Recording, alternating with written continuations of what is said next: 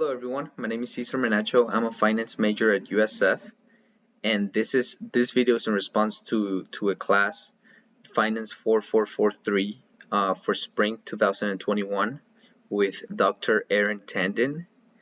And for this Tableau assignment, he gave us the liberty to choose whatever data set we wanted to analyze it and find some interesting insights and apply it to Tableau, of course. So for this assignment, I decided to choose the highest 10 GDP countries in the world from 2019 and analyze what different interesting insights that I found. So besides finding the GDP growth, I find the GDP year-over-year growth, the interest rate, the inflation rate, the unemployment rate, government budget, debt to GDP, and population. So the first graph that I created, it's where I analyze the country's GDP and compare it to their debt to GDP.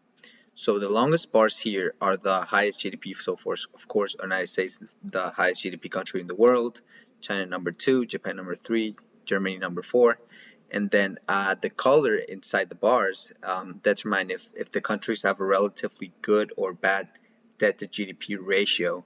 So for example, Japan has the worst of them all. So it's straight up red because they have a 229% debt to GDP ratio, which is pretty bad. And China is the best with a 43 debt to GDP ratio. Then of course we have Italy, which is kind of in the middle, 130%, which is still high.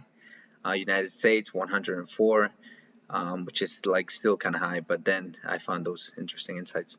So the next graph that I created, it's where I picked up the countries that have more than 100 million people of population, and then I analyzed to find more interesting insights. Of course, I compared the inflation rates to the unemployment rates, and I wanted to see if there was a relationship between those two.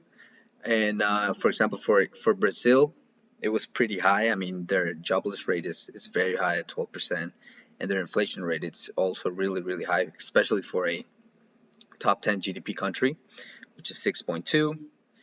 Then China more stable. India it's kind of high but also stable. United States unemployment rate a little bit high, and inflation is, I think it's the most stable inflation. And finally, I found Japan very interesting because they have a very low inflation rate and a relatively low, it's the lowest unemployment rate of all of the GDP countries. So I decided to do a little bit more analysis into Japan because I think that people don't talk too much about it nowadays. So, and on my final graph, I decided to show I compared the debt to GDP ratio, the GDP year-over-year growth, the government budget, the interest rate, and the unemployment rate. So first, the GDP to ratio, I talked about it earlier. It's really high at 230%. Then the GDP growth, it's like relatively low compared to other countries, which is 1.1% year-over-year, which is kind of low. Then their budget, I saw that their budget, the country's budget, was decreasing from previous year.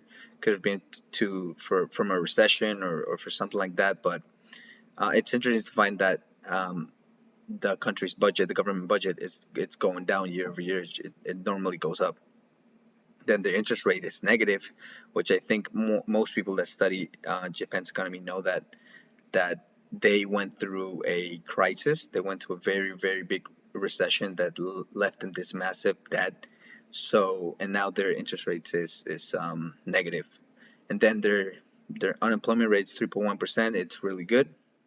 So what I found here is that Japan is still recovering from the big recession that it went through, and it has some stable numbers. I mean, people are employed and they making good money. However, they are still trying to based on their government budget, their GDP year-over-year, and their interest rate, it still shows that Japan is still trying to recover with low interest rates.